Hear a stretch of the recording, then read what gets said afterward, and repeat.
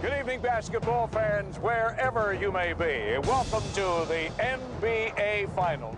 Portland and Chicago. It was almost inevitable. They were the favorites in November, and now they meet in June. We're all ready for this game, and the noise level here at the stadium will soon be earth-shattering. It will be the great Michael Jordan and the Chicago Bulls going against Clyde Drexler and the rest of the Portland Trailblazers. Everybody wanted this series. Now it's here. It's a match made in heaven. What time is it? You have any questions at all? Just play the game. We'll referee. Have a good game, guys. Have a good series. In this corner, Michael Jordan, and across from him, Clyde Drexler. Playing against Drexler, he always wanted the shootout. The stage was set for the 1992 NBA Finals, and as Game 1 got underway, it looked as if it was Drexler's Trailblazers who were better prepared to seize the moment. The explosive quintet from the Northwest came out of the gate on fire. So Portland beginning to fly all over the court. Here comes Drexler. Yes, and it counts. 21-15, Portland. Porter with the open shot. And the Blazers have hit their first 7 field goal attempts.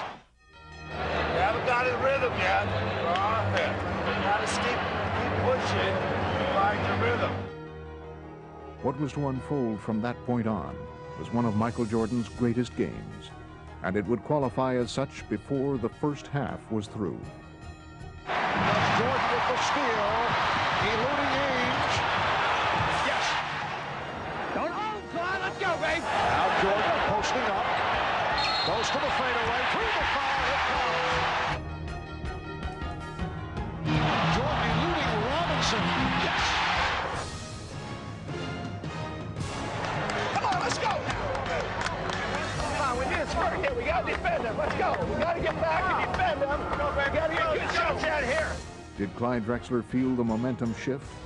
If so, it was barely perceptible as the second quarter began.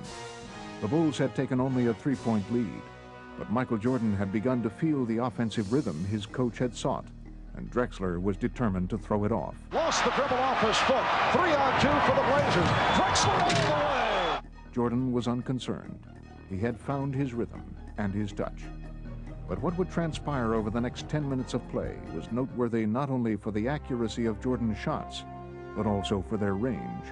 Three-pointers had never been the hallmark of his game, but the opportunities were there, and he seized them. Jordan for 3. There's Pippen setting up Jordan wide open for another 3. He's in hot. Said to Phil, do you see what's happening? And he said, yeah. We couldn't believe it. Boy, when you're hot, and when you're not, you're not. And that young fella is hot. I remember being on the floor during that half and a couple times catching the ball well beyond the three-point line and looking to the weak side and seeing Michael there and just throwing it to him, and it was, it just was an instinct. You just tell you knew they were going in that night. Pippen, 2 men to beat, trying for the basket with the left. Follow Michael Jordan! Jordan, with his magic carpet, threw it down. He's everywhere. He's everywhere.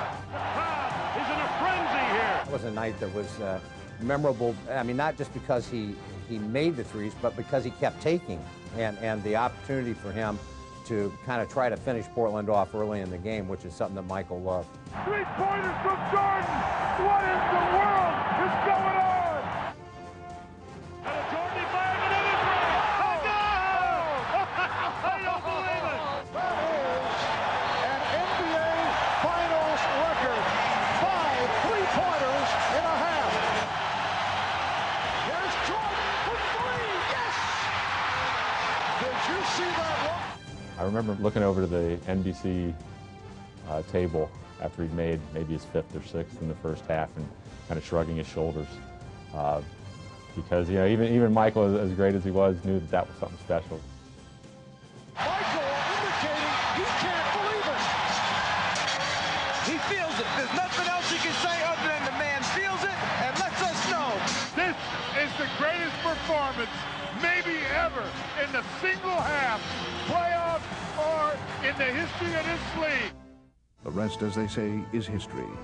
The Chicago Bulls went on to defeat the Trailblazers handily in Game 1 and then went on to win the 1992 NBA championship. And on the way, the legend of Michael Jordan grew. It now was measurable by distance as well as by hang time. He had long defied gravity. In this game, he showed he could defy logic as well. What a start for the defending world champions of the NBA. I started running for that three-point line. I felt a great rhythm. It felt like a free throw, really, from that distance. The only thing you could just sit back and say, ah, and wow, and ooh, just like a little kid out there, everything he threw up, he hit. He was hot, and we all knew it. He knew it, and he just was going to go out there. I don't think he was going to miss from 2, from 3, or from half-court range. He just had that feeling. And so, after a series that brought us one of Michael Jordan's greatest games, he and the Bulls celebrated their second NBA championship. It was a scene that would be repeated 4 more times in the years ahead.